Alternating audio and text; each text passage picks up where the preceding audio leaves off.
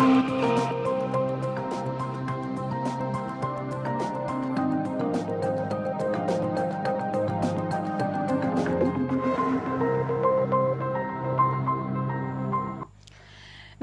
मैं हूं आपके साथ Neha Dubey. Courts this week में आपका बहुत बहुत स्वागत है। इस बुलेटिन में अगले आधे घंटे हम आपको कोर्ट से जुड़ी तमाम बड़ी खबरों से करवाएंगे रूबरू।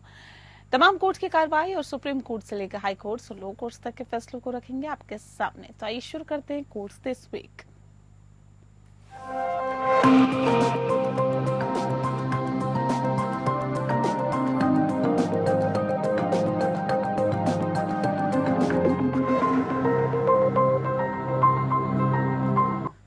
सुप्रीम कोर्ट ने हाल ही में एक महत्वपूर्ण फैसला सुनाते हुए आधार कार्ड को जन्म तिथि का प्रमाण मानने से इनकार कर दिया है। भारत में नागरिकों के पास कई दस्तावेज होना अनिवार्य है जो विभिन्न कार्यों के लिए आवश्यक होते हैं।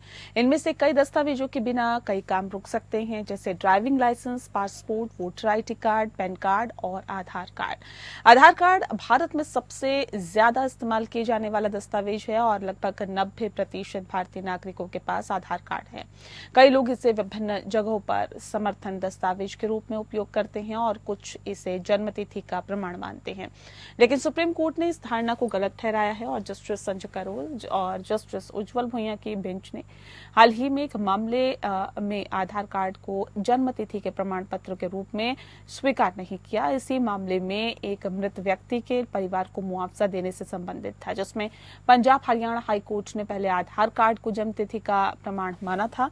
हालांकि सुप्रीम कोर्ट ने जन्मतिथि के प्रमाण के लिए स्कूल लिविंग सर्टिफिकेट SLC को वैध दस्तावेज के रूप में स्वीकार किया। निचली अदालत ने भी स्कूल लिविंग सर्टिफिकेट को जन्मतिथि के प्रमाण के लिए मान्य माना था और इससे पहले UIDAI भारतीय विशिष्ट पहचान प्राधिकरण ने अक्टूबर में एक अधिसूचना जारी की थी, जिसमें स्पष्ट किया गया था कि आधार कार्ड केवल पहचान पत्र के रूप में उपयोग किया जा सकता है, न कि जन्मतिथि के प्रमाण पत्र के रूप में।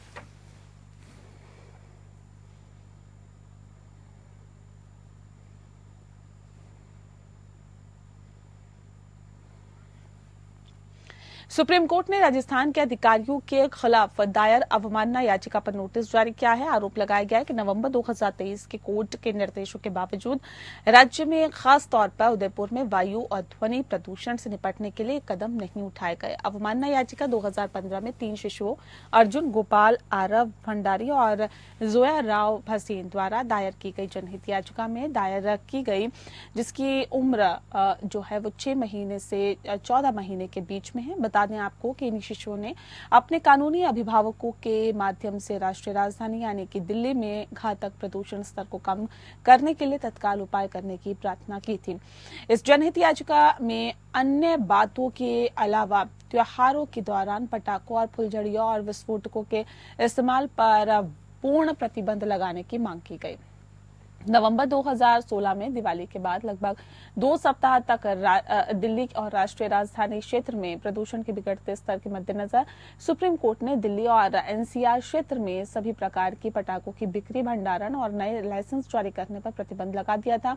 नवंबर 2023 में कोर्ट ने राजस्थान राज्य और उदयपुर के जिला प्रशासन को उदयपुर शहर में वायु प्रदूषण को रोकने के लिए तुरंत कदम उठाने के निर्देश देने की मांग वाली एक अर्जी पर सुनवाई की।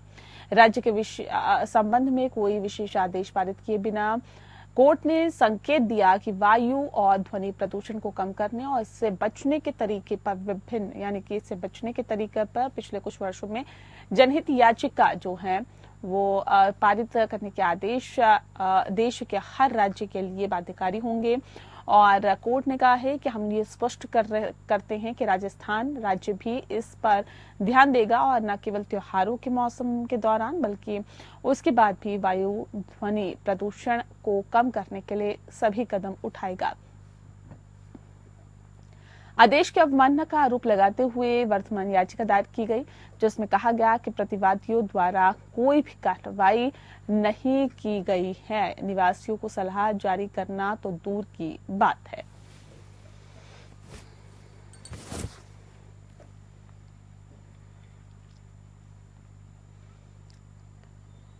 सुप्रीम कोर्ट ने महाराष्ट्र राज्य से ये बताने को कहा है कि ट्रायल कार्रवाई के लिए आरोपियों को कोर्ट में पेश करने के लिए वीडियो कॉन्फ्रेंसिंग सुविधाओं का उपयोग क्यों नहीं किया जा रहा है। कोर्ट ने महाराष्ट्र सरकार को गृह विभाग के सचिव से हलफनामा मांगा। जस्टिस राजेश बिंदल और जस्टिस आर महादेवन की खंडपीठ ने यह आदेश इस बात पर गौर करते हुए पारित किया है कि एक मामले में 30 मौकों पर ट्रायल जो है वो स्थगित किया गया क्योंकि आरोपी को पेश नहीं किया गया।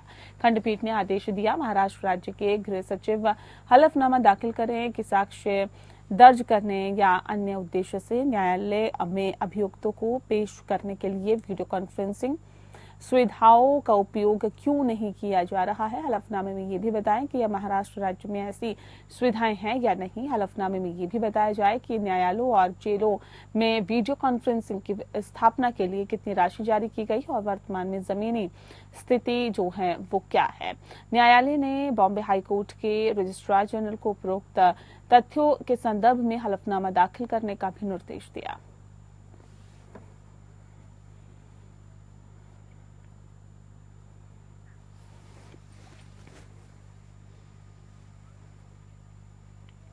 सुप्रीम कोर्ट ने एक आवेदक को दिल्ली सरकार के समक्ष प्रतिवेदन देकर दिल्ली एनसीआर में 10 साल से अधिक पुराने डीजल वाहनों और 15 साल से अधिक पुराने पेट्रोल वाहनों पर प्रतिबंध के खिलाफ शिकायत दर्ज करने की अनुमति दे दी है। प्रतिबंध को चुनौती देने वाले आवेदक ने एक वैकल्पिक निर्देश की मांग की थी और इसे 7 अप्रैल 2015 से पहले पूर्वव्यापी प्रभाव नहीं दिया जाना चाहिए। जिस दिन राष्ट्रीय हरित अधिकरण ने आदेश पारित किया था जो दिशा निर्देशों का आधार बनता है। कोर्ट ने कहा कि यदि प्राधिकरण प्रतिकूल आदेश पारित करता है तो आवेदक कानून के अनुसार इसे चुनौती देने के लिए स्वतंत्र होगा। जस्टिस अभय एस ओका और जस्टिस ऑगस्टिन जॉर्ज मसी के खंडपीठ एमसी मेहता मामले में दायर एक वादकालीन आवेदन पर सुनवाई कर रही थी, जिसमें दिल्ली सरकार द्वारा फरवरी 2024 में जारी दिल्ली के सार्वजनिक स्थानों पर एंड लाइफ वाहनों को संभालने के लिए दिशा निर्देश 2024 को चुनौती दी गई थी, जिसमें कहा गया था कि दिल्ली एनसीआर में 10 साल से अधिक पुराने डीजल वाहनों और 15 साल से अधिक पुराने पेट्रोल वाहनों को चलने की अनुमति नहीं है। आवेदक जो है उसने एक वैकल्पिक राहत की मांग की और सरकार का निर्देश केवल भावी रूप से लागू होना चाहिए। एमसी मेहता मामले में एमिकस क्यूरी सीनियर एडवोकेट अपराजिता सिंह ने खंडपीठ को बताया कि आवेदक का दावा है कि वे एनजीटी के आदेश से पहले खरीदे गए 2014 ऑडी डीजल वाहन का मालिक है। नीति के तहत उनके वाहन को दिसंबर 2024 से दिल्ली में उपयोग करने में प्रतिबंधित कर दिया जाएगा और जबकि पंजीकरण प्रमाण पत्र दिसंबर 2029 तक वैध है। आवेदक ने तर्क दिया है कि ये दिशा निर्देश मनमाने हैं क्योंकि वे व्यक्तिगत वाहनों के वास्तविक उत्सर्जन पर विचार करने में विफल रहते हैं। आवेदक जो है आवेदन ने तर्क दिया है कि पॉलिसी उन वाहन मालिकों को आसमान रूप से प्रभावित करती है जिन्होंने इन आदेशों से पहले अपनी कार खरीदी थी और जिससे वित्तीय नुकसान होता है और उन्हें पर्याप्त मुआवजे के बिना अपने वाहनों के पूर्ण उपयोग से वंचित किया जाता है। आवेदक का दावा है कि वह एनजीटी के आदेश से पहले खरीदे गए 2014 ऑडी डीजल वाहन का मालिक है। नीति के तहत उनके वाहन को दिसंबर 2024 से दिल्ली में उपयोग करने से प्रतिबंधित कर दिया जाएगा, जबकि पंजीकरण प्रमाण पत्र दिसंबर 2029 तक वैध है।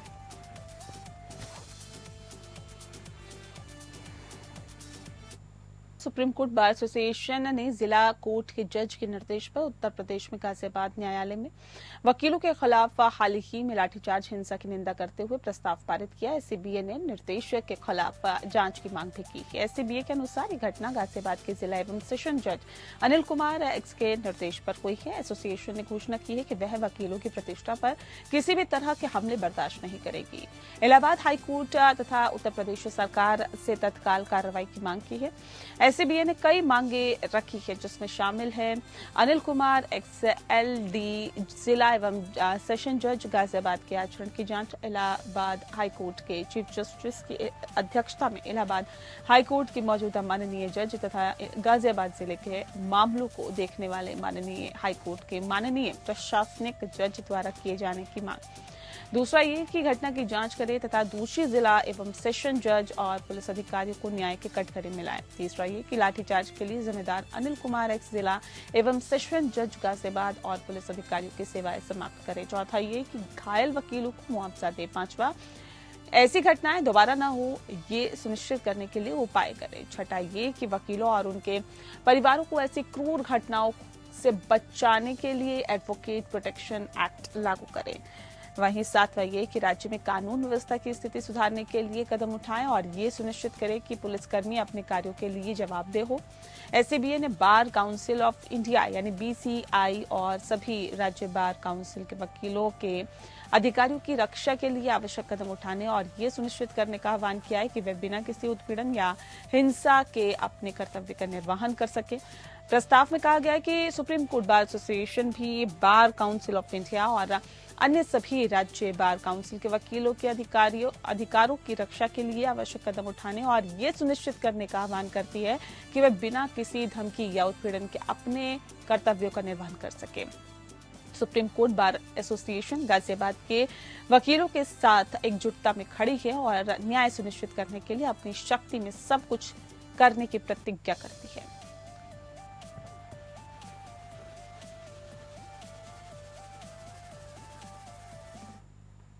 डूसू के चुनाव के दौरान दीवारों पर पोस्टर लगाने और कैंपस को गंदा करने के मामले में दिल्ली हाईकोर्ट द्वारा चुनाव में नतीजों की घोषणा पर लगाई गई रोक अभी आगे भी जारी रहेगी। दिल्ली हाईकोर्ट ने आज मामले पर सुनवाई के दौरान प्रत्याशियों को फटकार लगाते हुए कहा कि हम आपके प्रति अपना रुख नरम रख रहे हैं क्योंकि आप सब छात्र हैं, वरना हम एफआईआर का आदेश जो है वो भी दे सकते थे। जबकि उम्मीदवारों द्वारा हाईकोर्ट में हलफनामा दाखिल कर कहा गया कि वह भविष्य में छात्र संघ चुनाव के दौरान दीवारों पर पोस्टर नहीं लगाएंगे और हाईकोर्ट में छात्र संघ चुनाव में प्रत्याशी रहे कई प्रत्याशी हाईकोर्ट में पेश हुए, जिसमें से अध्यक्ष पद के उम्मीदवार ऋषभ चौधरी ने हाईकोर्ट ने कहा है कि आपने बहुत से पोस्टर देखे हैं और आपने महंगी कारों का इस्तेमाल किया। आप छात्रों के लिए रोल मॉडल हैं और आपके समर्थकों के द्वारा हाईवे को बंद किया गया। आपके जाकर कैंपस को साफ करना होगा, आपको ही करना होगा और आप कैंपस लॉ सेंटर को पेंट करिए, वहां पर अभी भी गंदगी है और दीवार पर गोंद चिपकी हुई है। आप सभी ने पूरी यूनिवर्सिटी को गंदा कर दिया है। इसके अलावा डूसू चुनाव प्रचार के दौरान हाईवे को बंद करने, सड़क पर ड्रिफ्टिंग करने और रोड एक्सीडेंट से जुड़े हुए वीडियो और छात्र संघ चुनाव के उम्मीदवार ऋषभ चौधरी द्वारा एक प्रोफेसर से मारपीट करने का वीडियो भी कोर्ट में चलाया। इसके अलावा उम्मीदवारों द्वारा चुनाव प्रचार के दौरान ट्रैक्टर के इस्तेमाल का वीडियो भी हाईकोर्ट को दिखाया गया है। हालांकि कोर्ट ने सभी उम्मीदवारों से कहा है कि आप युवा हैं, इसीलिए हम आपको एक और मौका दे रहे हैं। आप यूनिवर्सिटी से पोस्टर बैनर हटाने के साथ ही यूनिवर्सिटी की सफाई और उसे दोबारा पेंट कराएं। साथ ही हाईकोर्ट ने सभी उम्मीदवारों से हलफनामा दाखिल करने के निर्देश देते हुए मामले की अगली सुनवाई 11 नवंबर को तय कर दी है। वहीं मामले पर सुनवाई करने के दौरान दिल्ली पुलिस ने इस मामले पर स्टेटस रिपोर्ट दाखिल करने के लिए अतिरिक्त समय की मांग को कोर्ट ने स्वीकार कर लिया।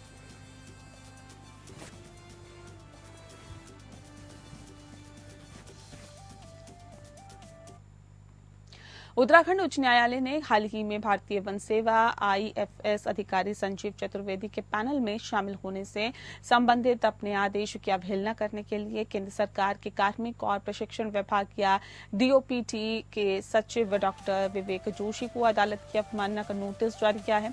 अपनी याचिका में चतुर्वेदी ने आरोप लगाया कि जोशी ने जानबूझकर 3 सितंबर 2024 के न्यायालय के आदेश का उल्लंघन किया, जिसमें डीओपीटी को ये सुनिश्चित करने का निर्देश दिया गया था कि चतुर्वेदी को संयुक्त सचिव स्तर पर केंद्र सरकार के साथ उनके पैनल की प्रक्रिया से संबंधित रिकॉर्ड उपलब्ध कराया जाए। रेमन मैग्सेसे पुरस्कार विजेता ने तर्क दिया कि उन्होंने 11 सितंबर को जोशी को 3 सितंबर के आदेश के बारे में सूचित किया था और उन्हें एक और अनुस्मारक भेजा, लेकिन कोई फायदा नहीं हुआ है। इस पर ध्यान देते हुए न्यायमूर्ति आलोक कुमार वर्मा ने जोशी को अवमानना नोटिस जारी किया और मामले को 19 दिसंबर के लिए टाल दिया। न्यायालय ने 23 अक्टूबर को अपने आदेश में कहा है कि श्री संजीव चतुर्वेदी ने तर्क दिया है कि उन्होंने प्रतिवादी को 3 सितंबर 2024 के आदेश के बारे में 11 सितंबर 2024 के पत्र के माध्यम से सूचित किया था, जिसके बाद उन्हें अनुस्मारक भी भेजा गया था।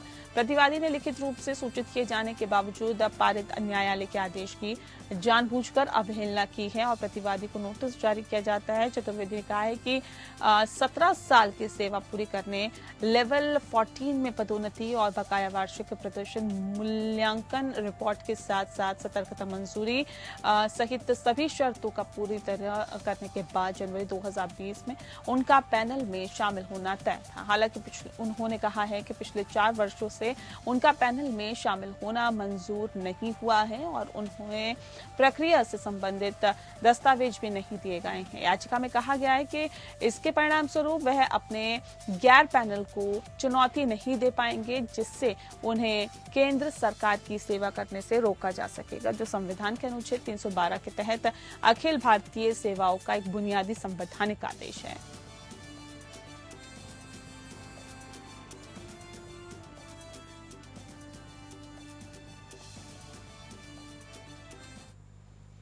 जानवरों की बलि देना हमेशा से ही विवादों में रहा है। इसी से जुड़ी हुई एक याचिका पर सुनवाई करते हुए कलकत्ता हाईकोर्ट ने कहा है कि ये वास्तव में विवादास्पद है और पौराणिक पात्र शाकाहारी थे या मांसाहारी। कलकत्ता उच्च न्यायालय की बेंच ने सोमवार को दक्षिण दिनाजपुर के एक मंदिर में सामूहिक पशु बलि पर पाबंदी लगाने की मांग करने वाली एक जनहित याचिका पर सुनवाई करते हुए ये टिप्पणी की है। साथ ही बेंच ने इस याचिका को चीफ जस्टिस टी.एस. शिवगमन की बेंच को भेज दिया है। बता दें आपको, जो इसी तरह की कई याचिकाओं पर सुनवाई कर रही है। कलकत्ता हाईकोर्ट की अवकाश पीठ ने टिप्पणी की कि पूर्वी भारत में धार्मिक प्रथाएं उत्तर भारत से भिन्न है, इसीलिए उन प्रथाओं पर प्रतिबंध लगाना यथार्थवादी नहीं होगा, जो कई समुदाय के लिए आवश्यक धार्मिक प्रथा बन सकती है। जस्टिस विश्वजीत बसु और जस्टिस अजय कुमार गुप्ता की खंडपीठ अखिल भारतीय गौ सेवक संघ की एक सतत याचिका पर सुनवाई कर रही थी, जिसमें बोला काली पूजा के अवसर पर आपको बता दें कि कोलकाता में बोला काली मंदिर में पशुओं की बलि पर अंकुश लगाने की मांग की गई। बेंच में जस्टिस विश्वजीत बसु के साथ जस्टिस अजय कुमार गुप्ता शामिल थे। जनहित याचिका अखिल भारत कृषि गौ सेवा संघ नामक संगठन की तरफ से दाखिल की गई थी। संगठन ने राज्य के विभिन्न मंदिरों में सबसे भयानक और बर्बर तरीके से पशु बलि को रोकने के लिए भारतीय पशु कल्याण बोर्ड को तत्काल निर्देश देने की मांग की। जब उनसे वकील से पूछा गया कि क्या वे सभी मंदिरों में प्रतिबंध चाहते हैं, तो ये प्रस्तुत किया गया कि अभी के लिए वह दक्षिण दिनाजपुर के एक विशेष मंदिर में प्रतिबंध चाहते हैं। पिछले साल चीफ जस्टिस टी.एस. शिवगणम की अध्यक्षता वाली खंडपीठ से भी वर्तमान संगठन ने बोला काली पूजा के अवसर पर 10,000 बकरियों के कथित वध पर रोक लगाने के लिए संपर्क किया था। उस अवसर पर पीठ ने पशु बलि को रोकने के लिए किसी भी अंतरिम राहत से इनकार किया था। हालांकि पीठ ने पश्चिम बंगाल में पशु बलि की वैधता के बड़े सवाल पर विचार करने पर सहमति जताई।